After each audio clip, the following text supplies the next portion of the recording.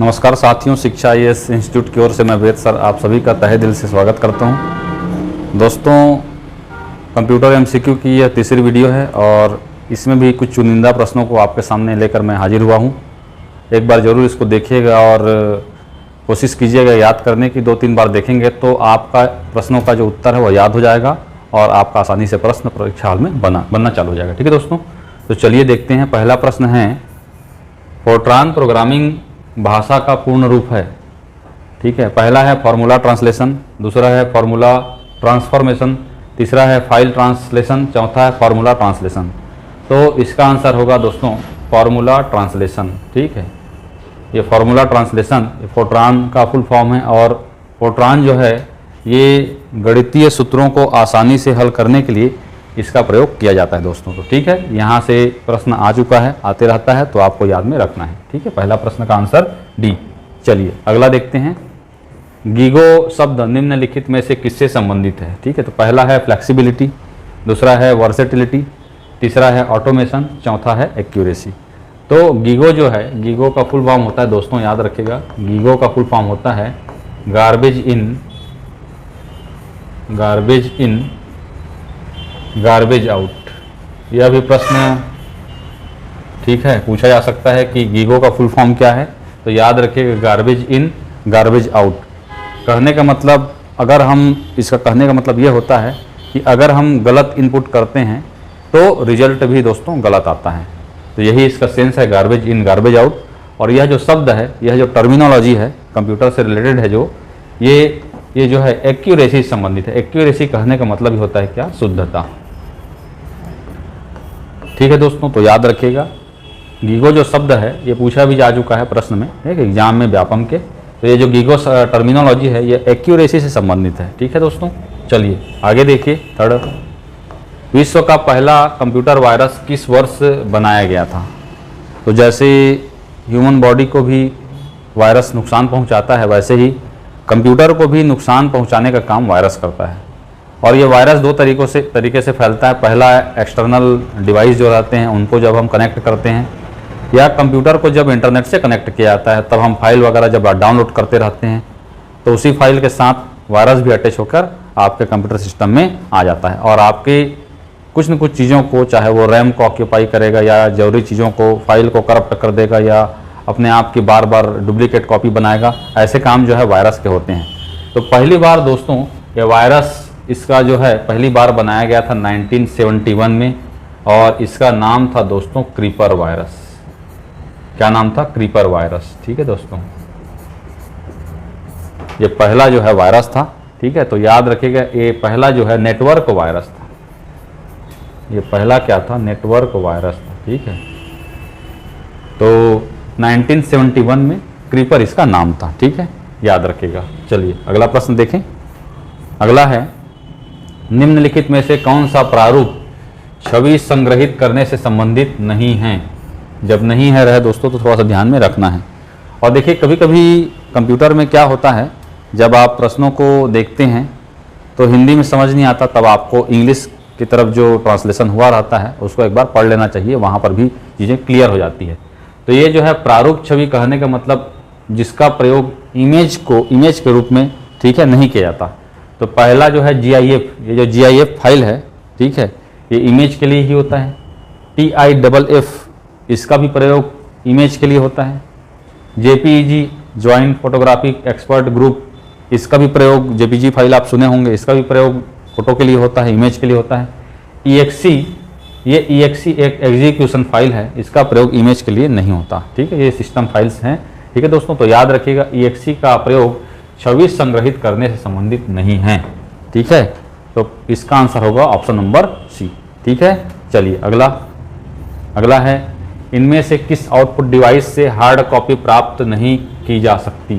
ठीक है, पहला है प्रिंटर। तो प्रिंटर आपको पता होगा, ठीक है, कि प्रिंट आउट करने के लिए इसका इस्तेमाल किया जाता है। प्रोजेक्टर में होल्डिंग वगैरह है, बैनर वगैरह है, फ्लैक्स वगैरह है, रेलवे मैप है, ग्राफ है। ठीक है, और ऐसे बहुत सारी चीज़ों को प्रिंट आउट करने के लिए जो है प्लॉटर का यूज़ किया जाता है। प्रोजेक्टर आप देखे होंगे, ये भी एक आउटपुट डिवाइस है। ठीक है, और एक है आपका स्कैनर, ठीक है। तो स्कैनर जो है एक क्या है, ये इनपुट डिवाइस है, ठीक है दोस्तों। तो याद रखिएगा इसका आंसर होगा क्या, स्कैनर, ठीक है। चलिए अगला प्रश्न, निम्नलिखित में से कौन सा खुले कार्यक्रमों के बीच स्विच करने के लिए कीबोर्ड शॉर्टकट की है, ठीक है। तो यहाँ पर कहने का मतलब ये है दोस्तों कि बहुत सारे विंडो ओपन रहते हैं, उन विंडो के बीच अगर हम एक विंडो से दूसरे विंडो स्विच करना चाहते हैं तो इसके लिए शॉर्टकट की क्या है। तो पहला है अल्ट प्लस कंट्रोल, दूसरा है अल्ट प्लस शिफ्ट, तीसरा है अल्ट प्लस टैब, चौथा है अल्ट प्लस एस्केप। तो इसका आंसर होगा दोस्तों अल्ट प्लस टैब। दोस्तों याद रखिएगा कि शॉर्टकट की से भी बहुत सारे प्रश्न जो है एग्जाम में पूछे जाते हैं, और ऐसे तो बहुत सारे शॉर्टकट की होते हैं, सभी को याद करने की आवश्यकता नहीं है। कुछ लिमिटेड शॉर्टकट की हैं जहाँ से प्रश्न व्यापम में बार बार पूछे जाते हैं, उन्हीं को आपको क्या करना है, याद में रखना है, ठीक है। चलिए आगे देखें, अगला प्रश्न देखिए। अच्छा, एक बात आपको मैं और बताना चाहूँगा दोस्तों कि ये जो है कंप्यूटर संबंधित जो MCQ है, ये प्रतिदिन या अल्टरनेट डेज में डलते रहता है। आप सभी का प्यार मिलते भी रहता है, आप सभी देखते भी रहते हैं, लेकिन आपसे एक निवेदन करना चाहूँगा, आप जो है सब्सक्राइब नहीं करते दोस्तों। तो मैं देखा हूँ वीडियो देखने वाले तो बहुत हैं, लेकिन यहाँ पर परसेंटेज मैंने देखा कि 85% लोग सब्सक्राइब नहीं करते, केवल 15% लोग वीडियो को देखते हैं और सब्सक्राइब करते हैं। तो आप सभी से रिक्वेस्ट करना चाहूँगा कि आप सभी जो हैं देखते हैं तो सब्सक्राइब करने का भी कष्ट करें। इसमें ना तो फीस लगती है, ना एक्स्ट्रा कोई चीज़ लगता है, बल्कि ये आपके लिए ही बेनिफिशियल है। कैसे, तो जब भी हमारी चैनल में कोई नया वीडियो अपलोड होगा तो इसकी नोटिफिकेशन आप तक पहुंच जाएगी, ताकि आपको नई वीडियो के बारे में तत्काल क्या हो, जानकारी हो, ठीक है दोस्तों। तो सब्सक्राइब का बटन नीचे की ओर दिया हुआ रहता है, आप ज़रूर सब्सक्राइब करें ताकि हमें और आगे बढ़ने की प्रेरणा मिले और हम अच्छे से अच्छा करने का प्रयास करें, ठीक है दोस्तों। चलिए थैंक यू, आगे देखते हैं। तो यहाँ पर प्रश्न क्या है, इनमें से कौन सा इनपुट डिवाइस व्यक्तिगत पहचान हेतु प्रयोग किया जाता है, ठीक है। पहला है स्कैनर, दूसरा है वेबकैम, तीसरा है बायोमेट्रिक सेंसर, चौथा है उपरोक्त सभी। तो ऐसे प्रश्न थोड़ा सा सोचनीय रहते हैं, थिंकिंग वाले रहते हैं, क्योंकि स्कैनर में स्कैन करते हैं, लेकिन स्कैनर जो है, जो जैसे मॉल वगैरह में जाते हैं, वो मेटल डिटेक्टर रहता है एक्चुअली, ये पर्सनल आइडेंटिफिकेशन के लिए नहीं रहता। वेबकैम सिर्फ फेस को डिटेक्ट करता है, और डिटेक्ट भी नहीं करता, बस फेस को ऑनलाइन जो है वीडियो कॉन्फ्रेंसिंग वगैरह के लिए यूज़ किया जाता है, ठीक है, आइडेंटिफाई नहीं कर पाता। लेकिन बायोमेट्रिक सेंसर में क्या होता है, इसमें आपके फिंगरप्रिंट होते हैं, और फिंगरप्रिंट आपको पता होगा दोस्तों कि सभी लोगों का यूनिक रहता है। तो व्यक्तिगत पहचान के लिए जो इनपुट डिवाइस जो प्रयोग किया जाता है, ये क्या होगा दोस्तों, बायोमेट्रिक सेंसर। यहाँ पर उपरोक्त तो सभी को नहीं लगाना है, अगर इस प्रकार का प्रश्न आएगा तो याद रखिएगा, ठीक है। चलिए आगे देखते हैं। इनमें से किसे कंप्यूटर की बिल्ट इन मेमोरी कहा जाता है। तो बिल्ट इन मेमोरी कहने का मतलब ये होता है कि जो मदरबोर्ड में अटैच्ड रहते हैं, ठीक है, जिनको निकाला नहीं जा सकता, उनको कहते हैं बिल्ट इन मेमोरी। तो देखिए रैम जो है, रैम को हम निकाल के दूसरा लगा भी सकते हैं, नया लगा सकते हैं, रैम बढ़ा सकते हैं, और जिस स्लॉट में अटैच किया जाता है उसे, वो दो प्रकार का होता है, एक तो होता है सिम और एक होता है डिम। आपको पता होगा, ठीक है, नहीं पता होगा तो याद रख लीजिएगा, ठीक। फ्लॉपी डिस्क, ये फ्लॉपी डिस्क ड्राइव में इसको जो है इंसर्ट किया जाता है। हार्ड डिस्क जो है, ये जो है अलग से लगा रहता है, और उसको जो है उसका वायर मदरबोर्ड में अटैच किया जाता है। ये जो है रोम जो रहता है, ठीक है, ये रोम जो है, इसे क्या कहते हैं, कंप्यूटर की बिल्ट इन मेमोरी। तो रोम आपको पता होगा, रोम का फुल फॉर्म, ठीक है दोस्तों, तो बताइएगा रोम का पूर्ण रूप फुल फॉर्म क्या होता है, ठीक है, कमेंट सेक्शन में ज़रूर बताइएगा। चलिए आगे देखते हैं। वर्ल्ड वाइड वेब का आविष्कार फिल इन द ब्लैंक्स वर्ष में हुआ था। 1989, 1990, 1991, 1992। तो ये ईयर पर आधारित है। देखिए www जिसे वर्ल्ड वाइड वेब कहा जाता है, ठीक है, इसकी शुरुआत हुई थी दोस्तों 1989 में by Tim Berners Lee. Tim Berners Lee इसके आविष्कारक थे, ठीक है। और इसी के बाद दोस्तों 1990 में एक लैंग्वेज का आविष्कार किया गया था टिम बर्नली के द्वारा ही, जिसका नाम था HTML, ठीक है, जिसका फुल फॉर्म होता है हाइपर टेक्स्ट मार्कअप लैंग्वेज।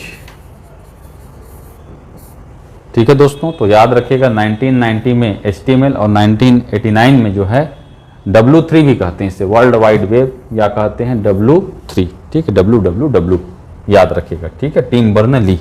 चलिए अगला प्रश्न, इनमें से किसे कंप्यूटर का मुख्य घटक मेन कंपोनेंट कहा जाता है? तो कंप्यूटर में तो ऐसे बहुत सारी चीज़ें जुड़ी हुई रहती हैं, लेकिन एक ऐसा कंपोनेंट है जिसके बगैर कंप्यूटर का कोई अस्तित्व नहीं है, ठीक, इसी के बारे में पूछा गया। देखिए तो पहला है माउस, दूसरा है कीबोर्ड, तीसरा है मदरबोर्ड, चौथा है उपरोक्त सभी। तो देखिए सबसे मेन कंपोनेंट जो होता है, इसी कंपोनेंट से बाकी कंपोनेंट जुड़े हुए रहते हैं, ठीक है, तो इसीलिए इसे क्या कहा जाता है? मदरबोर्ड, ठीक है। तो यही क्या रहता है? ये मुख्य जो है घटक रहता है, मेन कंपोनेंट रहता है, ठीक। इसी को जो है PCB कहा जाता है दोस्तों, याद रखिएगा। PCB कहने का मतलब होता है प्रिंटेड सर्किट बोर्ड, ठीक है। तो कभी कभी यहाँ से भी प्रश्न आता है कि PCB का फुल फॉर्म क्या है, तो याद रखिएगा प्रिंटेड सर्किट बोर्ड, ठीक है। चलिए अगला नेक्स्ट, इनमें से कौन सा एक इनपुट डिवाइस नहीं है? ठीक है, पहला है स्टाइलस, ठीक है, स्टाइलस, ठीक। दूसरा है पैडल, तीसरा है वेबकैम, चौथा है इनमें से कोई नहीं। तो देखिए आप वेबकैम के बारे में तो जान रहे होंगे, वेबकैम क्या है? एक इनपुट डिवाइस है, ठीक। स्टाइलस ये जो है ये पेन को कहते हैं, इसको कहते हैं पेन को, ठीक है। पेन जैसे ये पेन जो मैं यूज़ कर रहा हूँ इनपुट करने के लिए, ठीक है, तो ये पेन भी क्या कहलाएगा? स्टाइलस कहलाएगा। जो भी डिजिटली इनपुट करने के लिए जिन पेन का यूज़ किया जाता है उसे ही क्या कहते हैं? स्टाइलस कहते हैं। तो स्टाइलस भी क्या है? एक इनपुट डिवाइस है। पैडल जो है ये कंप्यूटर में जो गेम खेलते हैं, कंप्यूटर में जो गेम खेलते हैं, तो गेम खेलने के लिए जो रिमोट का यूज़ किया जाता है उसी को क्या कहते हैं? पैडल कहते हैं दोस्तों, याद रखिएगा, ठीक है। तो ये भी क्या है? इनपुट डिवाइस है। तो ये भी इनपुट डिवाइस है, ये भी इनपुट डिवाइस है, ये भी इनपुट डिवाइस है।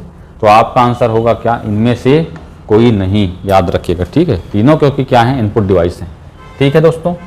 चलिए अगला प्रश्न, MS एक्सेल में किसी फॉर्मूला की वर्तनी कहने का मतलब स्पेलिंग, वर्तनी संबंधी अशुद्धि होने पर किस प्रकार का एरर आता है? ठीक है, MS एक्सेल में जो हम फॉर्मूला टाइप करते रहते हैं, जैसे एक फॉर्मूला है SUM, ये दो सेल की वैल्यू को जोड़ने के लिए, दो या दो से अधिक सेल की वैल्यू को जोड़ने के लिए इसका यूज़ किया जाता है, ठीक है। अब इसका अगर हम स्पेलिंग SAM लिख दें, ठीक है, तो ये एरर है। तो यहीं पर ये प्रश्न आया कि किस प्रकार से जो है एरर आएगा। तो एक है has name question mark, has num exclamation marks, has null exclamation marks, ठीक है। तो इसमें जो है फार्मूला का नाम की स्पेलिंग में मिस्टेक है। तो यहाँ पर देखिए इस प्रकार का एरर आएगा, हैज़ नेम क्वेश्चन मार्क, जब क्या हो? स्पेलिंग संबंधी क्या हो? अशुद्धि हो, ठीक है दोस्तों। तो याद रखिएगा हैज़ नेम क्वेश्चन मार्क इसका आंसर होगा, ठीक। अगला, वर्तमान स्लाइड शो को शुरू करने के लिए निम्नलिखित शॉर्टकट की का प्रयोग किया जाता है। तो देखिए MS पावर पॉइंट में, ठीक है दोस्तों, F5 का प्रयोग स्लाइड शो के लिए होता है, F5 का प्रयोग स्लाइड शो के लिए होता है। अब देखिए यहाँ पर अगर मैं 1 2 3 4 5 स्लाइड बनाया हूँ और 3 को मैं व्यू कर रहा हूँ, और अगर मैं F5 प्रेस किया तो स्लाइड शो स्टार्ट हो जाएगा। लेकिन कहाँ से होगा? 1 2 3 4 और 5 शुरू से होगा। लेकिन अगर मैं Shift + F5 प्रेस करता हूँ तो वर्तमान में जहाँ पर मैं व्यू कर रहा हूँ यहीं से स्लाइड शो क्या होगा? शुरू हो जाएगा, स्टार्ट हो जाएगा। और इसी प्रश्न को पूछा गया है कि वर्तमान स्लाइड से स्लाइड शो शुरू करने की शॉर्टकट की क्या है? तो Shift + F5 याद रखिएगा, ठीक है। चलिए अगला प्रश्न, निम्न में से कौन सा कथन असत्य है? पहला, वायर्ड फिडिलिटी नहीं होता है, वायरलेस फिडिलिटी होता है, तो ये तो असत्य है। ठीक है। टेलनेट टेली नेटवर्क, टेलनेट का टेलीफोनी नेटवर्क होता है, ये भी असत्य है। WLL wireless limited loop, wireless local loop होता है, ये भी गलत है। ठीक है। तो कौन सा कथन असत्य है कहेंगे तो ऑल ऑफ द एबो, याद रखेगा। उपरोक्त सभी क्या हैं? असत्य हैं। ठीक है। चलिए अगला प्रश्न, निम्न में से कौन सा एक विंडो शेयरिंग वेबसाइट नहीं है? तो विंडो शेयरिंग वेबसाइट में पहला आप सभी जान रहे होंगे, यूट्यूब क्या है? एक विंडो शेयरिंग वेबसाइट है जो शुरुआत हुई थी कब? 2005 में। ऐसे ही जो है एक और है आपका टीचर ट्यूब, ये भी वीडियो शेयरिंग साइट है। डेली मोशन, ये भी वीडियो शेयरिंग साइट है। ठीक है। तो कौन सा नहीं है बोला है, तो आंसर क्या होगा? नन ऑफ द एबो, इनमें से कोई नहीं। कभी कभी प्रश्नों में आंसर इनमें से कोई नहीं भी रहता है, तो आपको ध्यान में रखना है। ठीक है। चलिए अगला प्रश्न, इनमें से किसका प्रयोग कैश मेमोरी के रूप में किया जाता है? देखिए मेमोरी जो हम पढ़ते हैं तो सबसे फास्ट एक्सेस रजिस्टर से होती है, रजिस्टर के बाद होती है कैश, कैश के बाद रैम, और रैम के बाद हार्ड डिस्क। ठीक है। तो कैश मेमोरी जो है या रैम की ही एक मेमोरी होती है, और यहाँ से डेटा फास्टली जो है एक्सेस किए जाते हैं। तो ये रैम जो है दो भागों में करते हैं, एक स्टैटिक रैम और दूसरा डायनेमिक रैम। ठीक है। तो स्टैटिक रैम ही जो है आपका कैश मेमोरी के रूप में क्या रहता है? रिजर्व रहता है। और जो डायनेमिक रैम है इसको हम यूज़ करते हैं मेन मेमोरी के रूप में। मतलब कंप्यूटर के सारे काम कहाँ होते हैं? मेन मेमोरी में। लेकिन बार बार जो काम रिपीट होते रहते हैं उससे संबंधित डेटा कहाँ पर स्टोर रहते हैं? एस रैम में। और जिस मेमोरी को क्या कहते हैं दोस्तों? कैश मेमोरी कहते हैं, याद रखिएगा। ठीक है।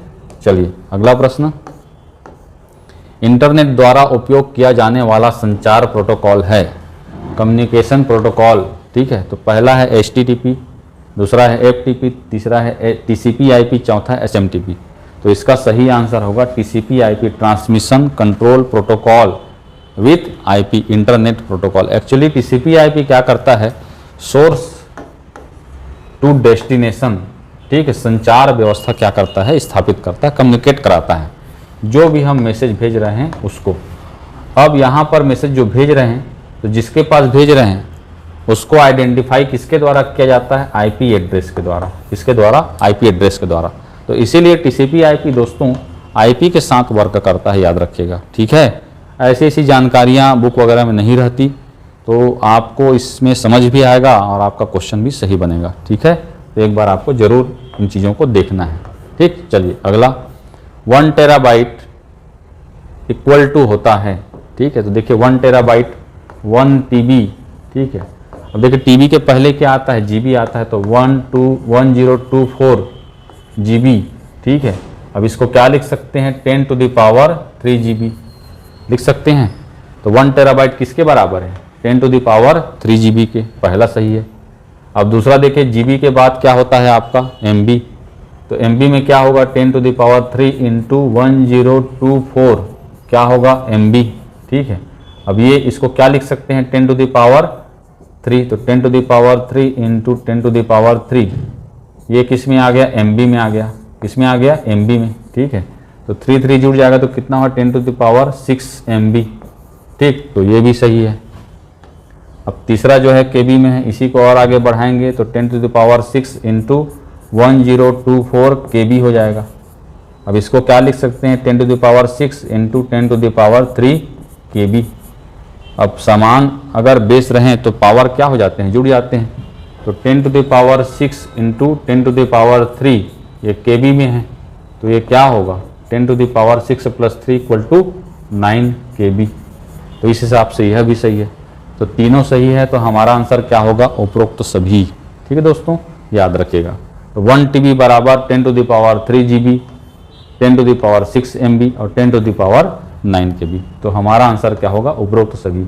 जब भी दोस्तों उपरोक्त सभी को देखें, इस ऑप्शन को देखें, तो तीनों ऑप्शन को अच्छे से देख लें, उसके बाद इसको लगाएं, तब आपका आंसर सही होगा। ठीक है। तो इस चीज़ को याद में रखना है। अगला प्रश्न देखिए, साधारणतः फुटर कहाँ पर प्रिंट होता है? तो देखिए जब भी हम कोई डॉक्यूमेंट बनाते हैं तो ऊपर के जो हेडिंग देते हैं इसको कहा जाता है हेडर, इसको कहा जाता है हेडर, और नीचे जो है इसको कहा जाता है फूटर। इसको सेट किया जाता है दोस्तों, इसकी साइज भी फिक्स रहती है जिसको हम छोटा या बड़ा कर सकते हैं। हेडर में दोस्तों हम लोग हेडिंग देते हैं, जैसे हर पेज में अपने को क्या हेडिंग देना है, जैसे डेट देना है या पेज नंबर देना है, जो भी है। ऐसे ही फूटर में आपको क्या देना है, ठीक है। तो यहाँ पर इसको मैनुअली सेट किया जाता है टाइप करके। तो ये जो फूटर है दोस्तों और ये हेडर जो है, तो यहाँ पर फूटर पूछा है, ठीक है। तो फूटर कहाँ पर प्रिंट होता है, तो पहला है प्रथम पृष्ठ में, दूसरा है अंतिम पृष्ठ में, तीसरा है सम पृष्ठों में, चौथा है सभी पृष्ठों में। तो बाय डिफ़ॉल्ट जो फूटर है ये दोस्तों सभी पृष्ठों में लागू होता है, ठीक है। ये भी प्रश्न पूछा जा चुका है, तो इसको आपको याद में रखना है। तो ये कुछ महत्वपूर्ण प्रश्नों की सीरीज़ थी, एक बार इस वीडियो को ज़रूर देखिएगा और ये आपके लिए काफ़ी लाभप्रद होगा दोस्तों, क्योंकि यहाँ से प्रश्न जो है बहुत सारे प्रश्न पुराने एग्ज़ाम में आ चुके हैं और आगामी एग्ज़ाम में भी दोस्तों व्यापम के जो प्रश्न आप देखेंगे तो पूरे पुराने प्रश्न पत्रों में आप उसको देखेंगे तो कहीं ना कहीं आप उसको आप प्राप्त कर सकते हैं, ठीक है।